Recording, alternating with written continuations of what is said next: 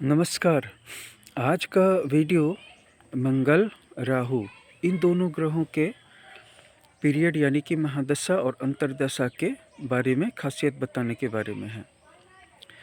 देखिए, जितने भी सारे प्लैनेट्स हैं उनके एक्शन का, उनकी महादशा के टाइम में घटने वाली घटनाओं का मेजरमेंट किया जा सकता है, असेसमेंट की जा सकती है कि इस ढंग की घटनाएं घटेंगी या कब घटेंगी या ये नहीं होगा।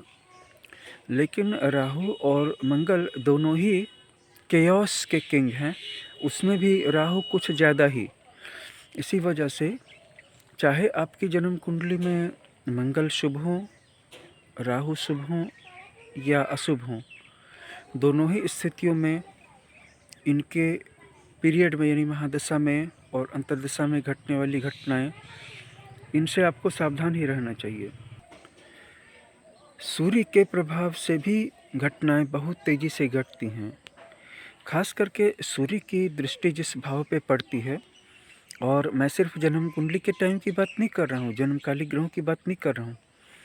गोचर में भी जब सूर्य जिस राशि में जाता है, उस राशि से 7वें भाव पे उसकी दृष्टि पड़ती है, और उस राशि से संबंधित तत्वों में वो राशि आपके जिस भी भाव में पड़े, या उस राशि के जो भी लोग हैं, उस लग्न के जो भी लोग हैं, उनके जीवन में उथल पुथल शुरू हो जाती है।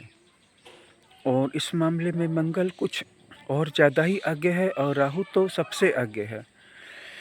ऐसी उथल पुथल वाली घटनाएं घटेंगी, अराजक घटनाएं घटेंगी कि आप देखते ही रह जाएंगे और सारा मामला आपके कंट्रोल से बाहर निकल जाएगा।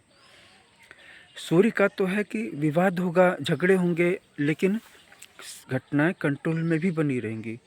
लेकिन मंगल शुरुआत ही इस ढंग से करता है, उसकी स्टार्टिंग ही ऐसी होती है कि उसका पहला स्टेप ही पूर्ण रूप से कंट्रोल से बाहर हो गया दिखता है, और राहु धीरे धीरे करके सब कुछ आउट ऑफ कंट्रोल कर देता है।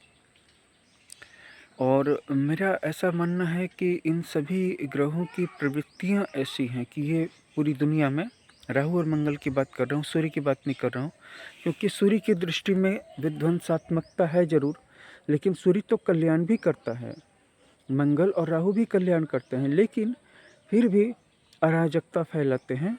और जहाँ पे भी दुनिया के बड़े बड़े देशों में कू हो रहा है, यानी सत्ता पे कब्जा हो जाता है किसी दूसरे दल के द्वारा या सेना के द्वारा, तख्ता पलट हो जाता है बिना वोटिंग के, ये सब कुछ राहु और मंगल के द्वारा होता है। इसमें एक और प्लेनेट का नाम मैं जोड़ना चाहूँगा जिससे कि आप सावधान हो जाएं, वो है यूरेनस।